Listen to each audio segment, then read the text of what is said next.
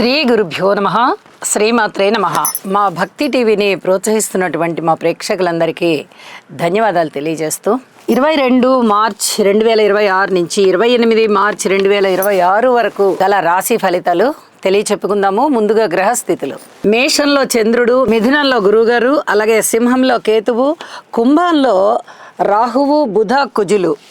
ఇక శుక్రాచార్యుల వారు కానీ, శనిగారు కానీ, రవి గారు కానీ మీనరాశిలో ఉంటూ ఉండగా వారాంతంలోకి వెళ్ళేటప్పటికీ శుక్రాచార్యుల వారి యొక్క స్థితి మేష రాశిలోకి మారి ఉంది. చంద్రుని యొక్క గమనము కర్కాటక రాశిలోకి మారి ఉన్నది. గ్రహ సమ్మేళనాల యొక్క ఫలితాలు ఏమిటి అంటే, బుధ, కుజ, రాహు గ్రహాల యొక్క స్థితి సంచారము కుంభరాశిలో కలిసి ఉంటూ ఉన్న కారణం చేత ఇక్కడ సర్పదోషం అనేది సూచిస్తూ ఉన్నది. అలాగే బుధ రాహుల కలయిక చేత కొద్దిగా వినికిడి శక్తి తగ్గడము, శారీరక శక్తి సామర్థ్యాలు తగ్గడము ఇలాంటివి ఉండడానికి అవకాశం ఉంది. ఇది చెప్పదగినటువంటి సూచన.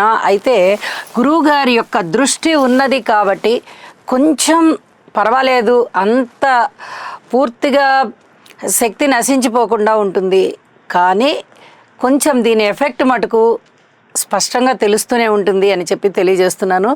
ఈ బుధ కుజ రాహులకి స్తోత్ర పరిహారాలు చెయ్యండి. అలాగే కుజరాహుల కలయిక కూడా మనకి సర్పదోషాన్ని సూచిస్తూ ఉంటున్న కారణం చేత ఈ సర్పదోష నివారణార్థం కుజరాహు స్తోత్ర పారాయణలు, అలాగే బుధుడు కూడా ఉన్నారు కాబట్టి బుధుని యొక్క స్తోత్ర పారాయణాలు చేయడము, విష్ణు సహస్రనామం చదువుకోవడము చాలా చాలా మంచిది. ఇక శనిగారు కానీ, రవి గారు కానీ, శుక్రాచార్యుల వారు కానీ మీనరాశిలో ఉంటున్న కారణం చేత ఇక్కడ శని రవి కలయిక కొంచెం ఇబ్బంది పెట్టేటటువంటి పరిస్థితే.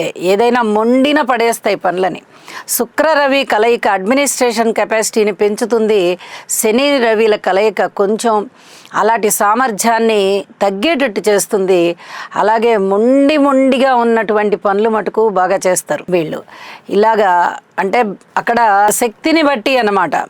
బలహీనంగా ఉన్నవి బాగా బలహీనం అయిపోతాయి, బలోపేతంగా ఉన్నవి బాగా బలోపేతం అయిపోతాయి. అలాంటి పరిస్థితి కనిపిస్తోంది. అయితే భార్యాభర్తల మధ్య మటుకు అన్యోన్యత విషయంలో కొద్దిగా జాగ్రత్తగా ఉండవలసినటువంటి గ్రహస్థితులే ఇవి. తప్పనిసరిగా శని శుక్ర రవి గ్రహాలకి స్తోత్ర పారాయణాలు చేసుకోవలసిందిగా సూచన చేస్తున్నాను. వారాంతంలోకి వెళ్ళేటప్పటికీ శుక్రుని యొక్క సంచారం మారి ఉంది కాబట్టి ఇప్పటి వరకు నెల రోజుల కాలం నుంచి శనిగారితో కలిసి ఉంటూ ఉన్నారు. ఇక వారాంతంలోకి వచ్చేటప్పటికి ఈ గ్రహ ప్రభావం తగ్గి మళ్ళీ తిరిగి అన్యోన్యత పెరుగుతుంది. ఇది గమనించుకోదగ్గ సూచన. అయితే స్తోత్ర పారాయణాలు మటుకు మానకండి.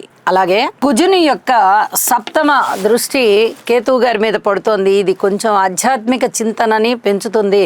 అయితే సర్పదోషంలో ఉన్నారు కాబట్టి కుజ రాహు కలయిక సర్పదోషాన్ని సూచిస్తూ ఉంటుంది కాబట్టి ఈ గ్రహాలకి ఎక్కువగా మీరు ఏది పరిహారం చేసుకుంటారో అదే మీకు ఆధ్యాత్మిక చింతన పెరిగినట్టు కూడా లెక్క.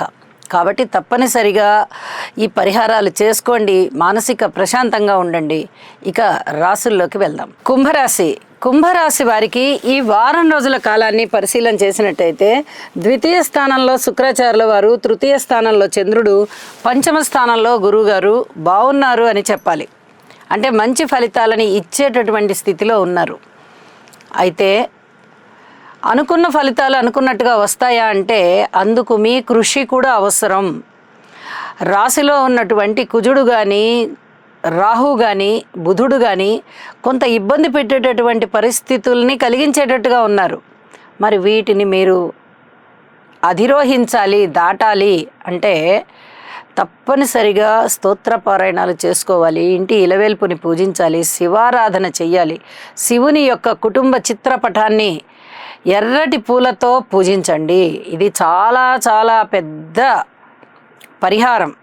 రాశిలో రాహు ఉండడం ఒక బాధాకరం అయితే కుజుడు ఉండడం మరి ఒక బాధాకరం.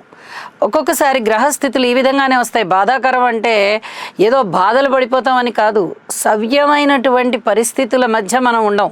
ప్రతిదీ సమస్యగా ఉంటుంది, తలనొప్పి వస్తుంది. ఏ సమస్యని ఏ పక్క నుంచి కరవమంటే కప్పకి కోపం, విడవమంటే పాముకి కోపం అన్న సామెతగా ఉంటుంది. ఎవరికి ఏమీ మీరు జవాబు చెప్పలేనటువంటి పరిస్థితి ఉంటుంది. కాబట్టి చూస్తూ ఉండడమే మీరు చేయవలసినటువంటి పని. ఇక్కడ కుంభరాశి వారి పరిస్థితి కూడా అలాగే కనిపిస్తుంది. తప్పనిసరిగా కుజరాహు స్తోత్రాలు పఠించవలసి వస్తుంది సర్పదోష నివారణార్థం. సంతానం బాగున్నారు, సంతానం పట్ల మీకు చాలా చాలా సంతృప్తి ఉంటుంది.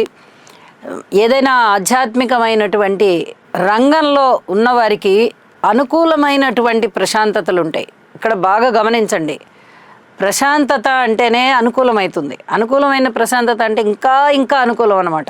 ఏదో జరిగిపోయింది మనమే కాంప్రమైజ్ అవ్వాలి అని ఉండదు. మనం ఏది మనసులో అనుకుంటామో అదే జరుగుతుంది. ఇది చాలా ప్రశాంతతకి దారితీస్తుంది. దైవ బలం మిమ్మల్ని చాలా బాగా కాపాడుతోంది. ఏలినాటి శని జరుగుతూ ఉండగా ఇంత అద్భుతమైనటువంటి దైవ బలం ఉండడం అనేది చాలా గొప్ప సంగతి. పూర్వజన్మ సుకృతం ఉంటేనే పంచమ స్థానంలోకి కానీ నవమ స్థానంలోకి కానీ గురువుగారు వచ్చి ఉంటారు ఏలినాటి శని జరుగుతూ ఉన్నప్పుడు.